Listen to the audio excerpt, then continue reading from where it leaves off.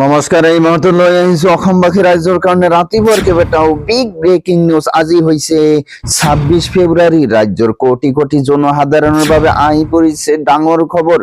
ভুৱা কৃষকৰ বিৰুদ্ধে কঠোৰ হৈছে চৰকাৰ। যিসকলে ভুৱা তথ্য দিছিল তেওঁলোকে পৰিব বিপদত। পিএম কিষাণৰ 22 নং কিস্তিৰ ধন আপুনি পাবনে নাই জানি লওক। বিহুৰ খৰচৰ কোনো চিন্তা নাই এইবাৰ। লাখ লাখ মহিলাক চৰকাৰে দিব একেলগে 9,000 কোটি টকা।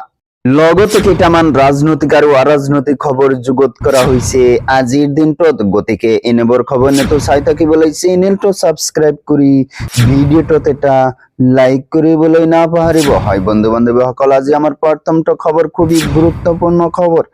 লগতে অসমবাসী ৰাইজৰ কাৰণে এটা ডাঙৰ খবৰ। জালিয়াতিৰে নাম সন্নিৱিষ্ট কৰা ভুৱা কৃষকসকল সাৱধান হওক। কৰ্তন হ'ব পাৰে জালিয়াতিৰে নাম সন্নিৱিষ্ট কৰা ভুৱা কৃষকৰ নাম। পিএম কিষাণৰ 22 নং কিস্তিৰ ধন পাবলৈ সাজু হওক প্ৰকৃত কৃষকসকল।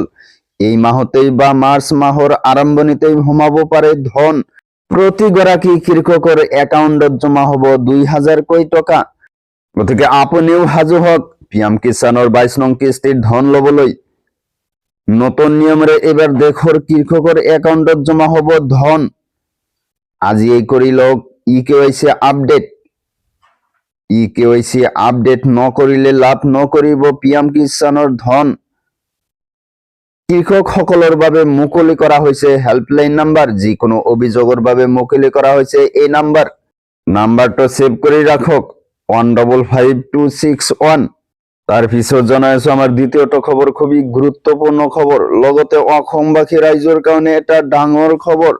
এইবাৰ বিহুৰ খৰচৰ বাবে মহিলাসকলৰ কোনো চিন্তা নাই, কিয়নো বিহুৰ পূৰ্বেই মহিলাসকলক একেলগে 9,000 কোটি টকা দিব চৰকাৰে। লাখ লাখ মহিলাক চৰকাৰে দিব 9,000 কোটি টকা। আপুনিও সাজু হওক বিহুৰ বজাৰ কৰিবলৈ। 10 মাৰ্চত ৰাজ্যৰ লাখ লাখ মহিলাই লাভ কৰিব 9,000 কোটি টকা। আৰু বিহুৰ পূৰ্বেই মহিলাসকলে লাভ কৰিব এই ধন।